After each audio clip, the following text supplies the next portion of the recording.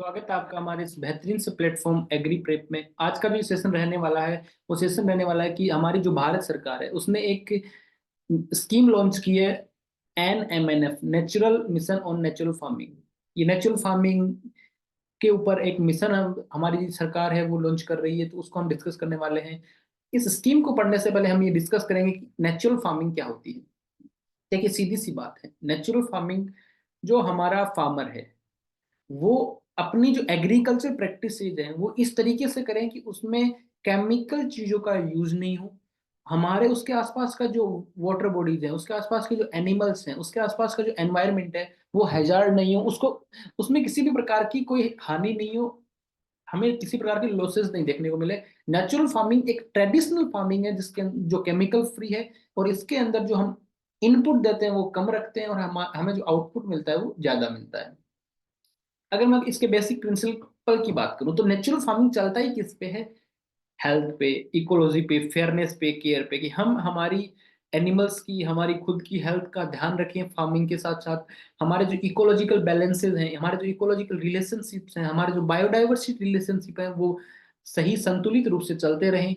हमारे जो सोइल है उसमें किसी भी प्रकार की कोई भी सोइल फर्टिलिटी जैसी जो है वो बनी रहे, किसी प्रकार की कोई हैजार्ड कंडीशन उसमें क्रिएट नहीं हो, ऐसी चीजों पे हम डिस्कस करते रहते हैं।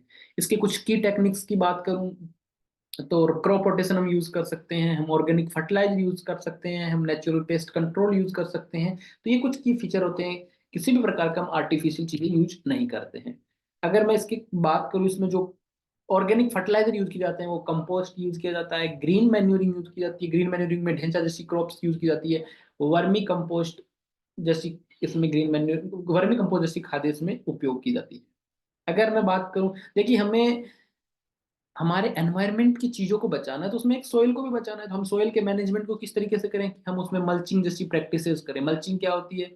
हम उस पे एक हमारी जो सोइल है उसको ढक देते हैं, प्रोटेक्ट करते हैं सोइल के इरोजन को, उसके मॉइस्चर को, वो चाहे पॉलीथीन से करें या किसी प्रकार की क्रॉप रेजिड्यू से करें। मल्चिंग जैसी प्रक्रिया की जाती है। कवर क्रॉपिंग हम सोइल की स्ट्रक्चर को इम्प्रूव करने के लिए करते हैं। हम हमारे खेत के अंदर जो टिलेज एक्टिविटीज हैं वो मिनिमम रखें, जिससे हम टी प्लांटिंग पे ज्यादा ध्यान दें।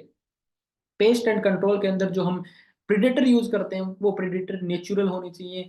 हम क्रॉप रोटेशन का उपयोग करें। हम जो रिपेलेंट पेलेंट प्लांट्स हैं, रिपिल स्पेसिफिक पेस्ट हैं, उनका यूज करें। सारी चीजें नेचुरली करनी है, किसी भी प्रकार की कोई आर्टिफिशियल चीज, किसी भी प्रकार की कोई केमिकल चीज नेचुरल फार्मिंग प्रैक्टिसेस में नहीं यूज की जाती। इरिगेशन एंड वाटर मैनेजमेंट में हमें क्या है कि हमारे रिसोर्सेज को बचाना है, हमें सस्टेनेबिलिटी पे बात करनी है। हमारे जो आगे आने वाली जनरेशन है उसको किसी प्रकार की कोई समस्या का सामना नहीं करना पड़े। हम ऐसी कोई कंडीशन या हम ऐसी कोई हैजार्ड स्थिति नहीं जनरेट कर दें जिससे आगे आने वाली जनरेशन को तकलीफ हो, किसी प्रकार की प्रॉब्लम्स का सामना करना पड़े। हमें वाटर को कंजर्व करना है, ऐसा नहीं कि सारा पानी खत्म कर दें, आगे आने वाली जो जनरेशन उसके पास पानी नहीं छोड़ें। तो हम ड्रिप इरिगेशन का यूज करें जिसमें जो एफिशिएंसी ऑफ वाटर यूज है वो हाई होती है। हम रेन वाटर हार्वेस्टिंग का यूज करें, हम वाटर मैनेजमेंट कुछ इस तरीके से करें कि हम वाटर के जो रिसोर्सेज हैं, हम जो वाटर की सस्टेनेबिलिटी है उसको इंश्योर कर सकें। बेनिफिट्स क्या है? बेनिफिट्स तो बहुत सारे हैं। हमारी हेल्थ अच्छी रहेगी, हमारा एनवायरनमेंट अच्छा रहेगा, हम इकोनॉमिकली रूप से भी मजबूत होंगे क्योंकि उसमें हमारे जो इनपुट हैं वो कम हो जाते हैं। हम एक बहुत सारा एक अच्छा बेनिफिट है, आपने देखो नहीं देखा होगा कि ग्लोबल वार्मिंग में भी नेचुरल फार्मिंग हेल्प करती है। ग्लोबल वार्मिंग में सर नेचुरल फार्मिंग कैसे हेल्प करती है? तो जैसे किसी भी केमिकल फर्टिलाइजर का हम प्रोडक्शन करते हैं तो बहुत सारी हार्मफुल गैसेस इमिट होती हैं, जिससे हमारे ग्लोबल वार्मिंग जैसी प्रॉब्लम क्रिएट होती है। अगर हम नेचुरल खाद का, हम नेचुरल मैन्यूर्स का, हम नेचुरल फर्टिलाइजर का यूज कर रहे हैं तो हम इनडायरेक्टली रूप से ग्लोबल वार्मिंग के को ग्लोबल वार्मिंग जैसी जो प्रॉब्लम्स हैं उनमें बचने में हेल्प कर रहे हैं। अब हम बात करते हैं जो गवर्नमेंट ने स्कीम लाई उसके क्या क्या की फीचर्स हैं। ये एक सेंट्रल्ड स्पॉन्सर्ड सीट है, सेंट्रली स्पॉन्सर्ड स्कीम है, जिसके अंदर कुछ परसेंट हिस्सा स्टेट गवर्नमेंट का होगा, कुछ परसेंट हिस्सा सेंट्रल गवर्नमेंट का होगा। इसे agriculture and farmer farmer welfare ministry ने लॉन्च किया है कैबिनेट के अंदर। इसके जो कुछ साइलेंट फीचर है, हमारी सरकार ये चाहती है कि हम आगे आने वाले समय तक 1 करोड़ फार्मर तक ये स्कीम को पहुंचाएं और लगभग लगभग 7.5 लाख हेक्टर के अंदर हम नेचुरल फार्मिंग जैसी प्रैक्टिसेस करें।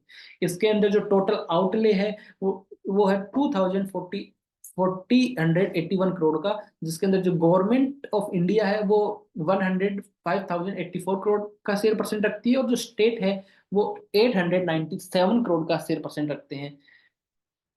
इसके अंदर जो एग्रीकल्चर यूनिवर्सिटीज हैं, जो केवीके के जो कृषि विज्ञान केंद्र हैं, और जो कुछ फार्मर्स हैं जो विलिंगनेस रखते हैं, इच्छा रखते हैं फार्मिंग की, उनके जो लैंड्स हैं उसके ऊपर ये प्रैक्टिसेस की जाएगी। डिफरेंट डिफरेंट प्रकार के आउट सेशन फार्मर्स को दी जाएंगी कि मतलब उन्हें ट्रेनिंग्स दी जाएंगी कि कैसे ये प्रैक्टिसेस करनी है, क्या क्या चीज इसमें यूज करनी है।